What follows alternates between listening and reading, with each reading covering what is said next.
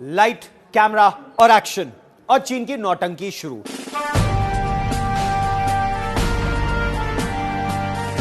साल 2022 में भारत और चीन के संबंध किस तरह के रहने वाले हैं, इसका एक उदाहरण तो साल के शुरुआत में ही मिल गया, जब चीन ने एक प्रोपेगेंडा वीडियो जारी किया और यह दावा किया कि गलवान घाटी में उसके सिपाहियों ने चीन का झंडा फहराया।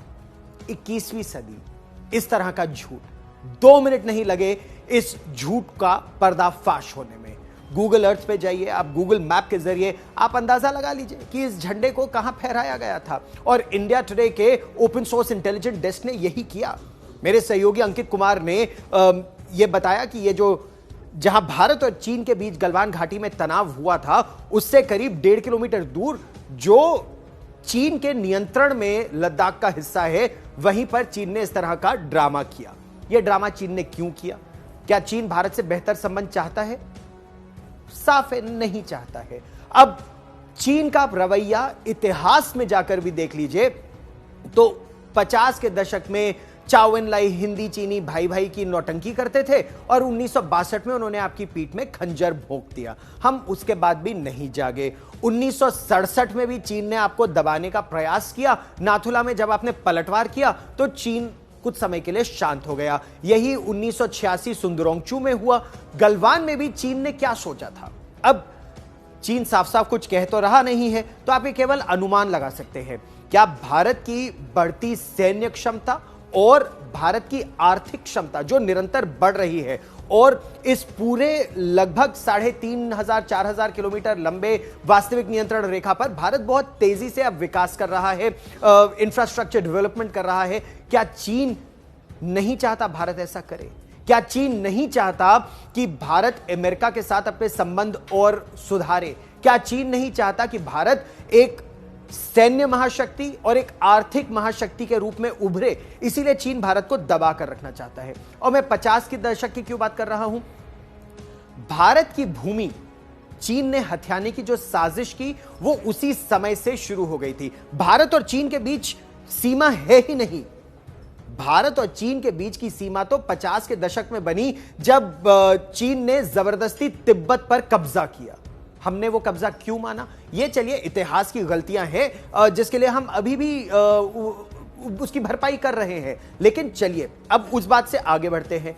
क्या चीन ने हमारी जमीन हथियाना अभी शुरू किया? एक बहुत पुरानी टर्मिनोलॉजी है, सलामी स्लाइसिंग ऑफ इंडियन टेरिटरी। इसका क्या मतलब है? चीन 3-4 किलोमीटर आगे बढ़ता है, फिर बातचीत होती है, वो 2 किलोमीटर पे वापस चला जाता है, लेकिन फिर भी 1-1.5 किलोमीटर 2 किलोमीटर वो हथिया लेता है। तो इस तरह हमारी टेरिटरी की सलामी स्लाइसिंग वो निरंतर करता आया है। यही क्या उसकी मंशा थी? क्या एक बार फिर उसने यही सोचा कि मैं डरा दूं भारत को, भारत डर जाएगा, ही करेगा, और उसके बाद वही रिश्ते सुधारने की बात करेगा? वो भारत के साथ पैसा तो कमाना चाहता है, लेकिन भारत को दबा कर भी रखना चाहता है। और ये चीन की मनःस्थिति हमको समझने की आवश्यकता है। अगर हम नहीं समझेंगे तो हम अपनी गलतियों को दोहराते रहेंगे, और हमारी सरकारों ने यह गलती बार बार की है। चीन को हमने मुंहतोड़ जवाब देने का प्रयास तो किया है, चाहे हम 62 के अलावा 67 की बात करें, 86 की बात करें, गलवान घाटी की बात करें, डोकलाम की बात करें, हर जगह जब हम स्थिर होकर खड़े हो गए तो चीन को पीछे हटना ही पड़ा है। फिर चाहे वो दाएं बाएं कुछ करने की कोशिश करे, लेकिन आपको भी उतना ही सचेत रहने की आवश्यकता है। लेकिन एक बात हमको समझने की आवश्यकता है कि चीन हमारा मित्र नहीं है। इस मेंटालिटी से हमें उबरने की आवश्यकता है, जो हम नहीं उबर पा रहे हैं। चीन की क्या मानसिक स्थिति है? चीन की मनस्थिति यह है कि वो अपने आप को एक बहुत शक्तिशाली मिडिल किंगडम समझता है। शी जिनपिंग अपने आप को कोई दुनिया का सबसे बड़ा राजा इस रूप में देखते हैं, ऐसा विशेषज्ञों का आकलन है। और वो हर देश से उस तरह से बात करना चाहते हैं कि या आप उनसे बड़े राजा हैं या आप उनसे छोटे राजा हैं। अगर आप उनसे छोटे हैं तो वो आपको अपने पैरों के तले दबा कर रखेंगे, जिस तरह से वो पाकिस्तान को दबा कर रखते हैं। पाकिस्तान को तो वो एक नौकर की तरह रखते हैं कि अब ये तुम्हारी भूमि हमारी, अब ये हमारा, अब ये हमारा। आप मीठी मीठी बातों पर मत जाइए। विशेषज्ञ ये कहते हैं चीन क्या बोलता है ये महत्वपूर्ण नहीं है, चीन क्या करता है ये बहुत महत्वपूर्ण है। और 50 के दशक में चाओ एन लाई क्या सोचते थे भारत के बारे में, माओ जेडोंग क्या सोचते थे भारत के बारे में। हम बहुत सोचे कि वाह हुए इंसान भारत आए, फाहियान भारत आए, ऐतिहासिक हमारे सिविलाइजेशनल संबंध है। क्या चीन भी वही सोचता है? या चीन इस तरह से सोचता है कि भारत लड़ता नहीं है, बिना लड़े अपनी जमीन दे देता है, बिना लड़े विदेशी आक्रांता हम पर राज कर जाते हैं और यह हमारा इतिहास रहा है और इसीलिए भारत को दबा कर रखो। यह मानसिकता है चीन की। और अगर यह मानसिकता है चीन की तो ऐसे में भारत को अपना असल रूप बार बार क्या दिखाने की आवश्यकता है और असल रूप बनाने की भी आवश्यकता है। यानी हमें अपनी सैन्य शक्ति भी बढ़ाने की आवश्यकता है, हमें अपनी आर्थिक शक्ति भी बढ़ाने की आवश्यकता है और हमें समाज में अगर वैमनस्य की भावना, चीन और पाकिस्तान दोनों मिलकर हमारे समाज को तोड़ने का प्रयास करेंगे, अगर हम उस गेम प्लान में फंस जाते हैं तो यह हमारी गलती होगी। और आप इतिहास देखिए हमारे देश का, भारत तभी हारा है जब विदेशियों ने भारत के अंदर फूट का फायदा उठाया है। उससे निपटने की हमें आवश्यकता है। जैसे चीन ने जो ये वीडियो भी जारी किया ना, ये यही था, साइकोलॉजिकल वॉरफेयर, साइऑप्स कहते हैं इसको। भांडाफोड़ हुआ, लेकिन जब भांडाफोड़ होने से पहले वो हाय हाय देखो क्या हो गया, हाय हाय हमारी जमीन चली गई, हाय हाय हाय हाय, ये हाय हाय हाय हाय वाली जो मेंटालिटी है ना, इससे हमें उबरने की आवश्यकता है।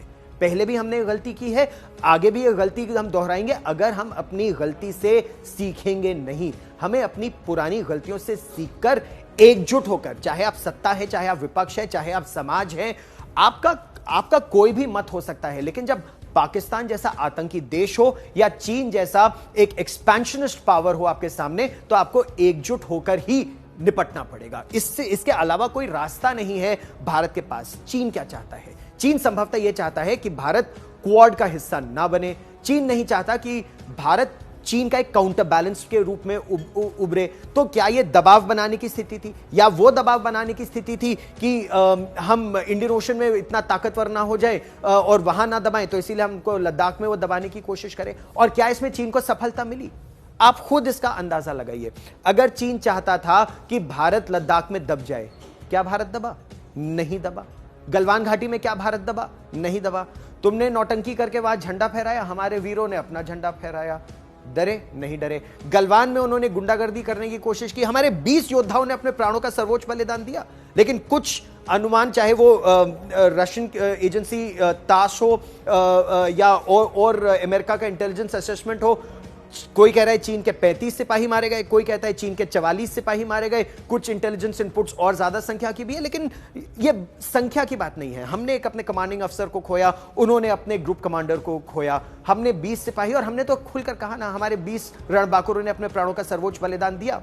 वो तो घबरा रहे हैं, बता भी नहीं रहे कितने उनके मारे गए। कोई कभी कहते हैं 5 मारे गए, कभी कहते हैं उनके कुछ वहां के रिपोर्ट्स आते हैं जो ज्यादा संख्या कहते हैं, तो उनके लोगों को गिरफ्तार कर लिया जाता है। तो स्थिति तो सामने सच्चाई निकलेगी।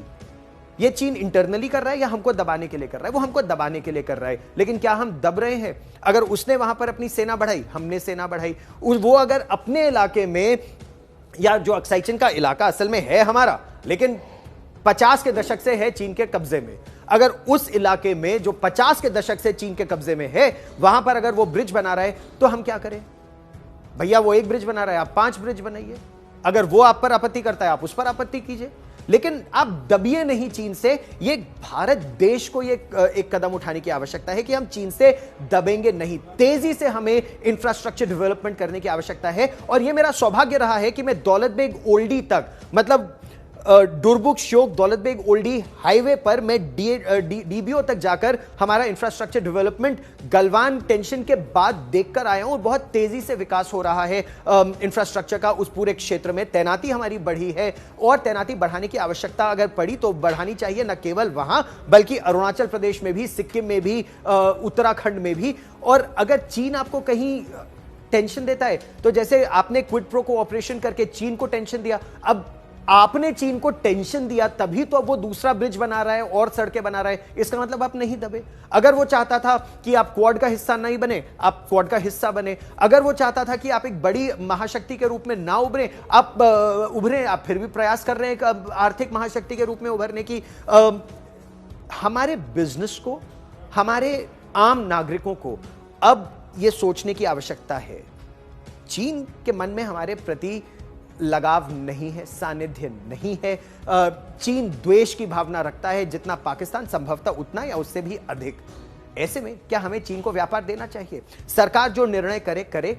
जनता के रूप में हमें क्या करने की आवश्यकता है? क्या हमें भी अब एक ऑल्टरनेट तलाशने की आवश्यकता है कि भले ही चीन में निर्मित वस्तु सस्ती हो, लेकिन क्यों ना हम स्वदेशी वस्तु खरीदें? क्यों ना हम विदेशी, जो हमारे मित्र देश, अगर फ्रांस हमारा मित्र देश है, रूस हमारा मित्र देश है, अमेरिका हमारा मित्र देश है, अगर तो वहां निर्मित वस्तुएं खरीदे और मेड इन इंडिया ज्यादा खरीदे। ये हमें अब करने की आवश्यकता है, क्योंकि इस बॉर्डर तनाव के बावजूद भारत चीन व्यापार बढ़ा है 2021 में $100 बिलियन, और वो भी ट्रेड सरप्लस चीन के पक्ष में। तो इससे तो भारत कोई दबाव नहीं बना पा रहा है, आर्थिक दबाव चीन पर। यह आर्थिक दबाव बनाने की आवश्यकता है, और यह हमें गांठ बांध के रख लेने की आवश्यकता है कि पाकिस्तान पहले हमारे देश में बहुत आतंक फैलाता था, हम कुछ नहीं करते थे। जब हमने ठोका पाकिस्तान को बालाकोट में, उसके बाद पाकिस्तान की आंखें खुल गई। आपको उत्तर देना ही होगा, जिस तरीके से उत्तर दीजिए, चाहे सरकार दे, जनता दे, हम सब मिलकर दें। यह एक भारत देश को एक उत्तर देने की आवश्यकता है।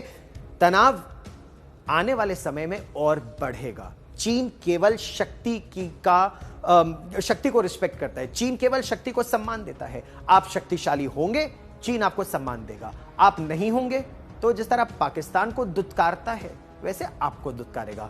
निर्णय आपको हमको मिलकर करना है।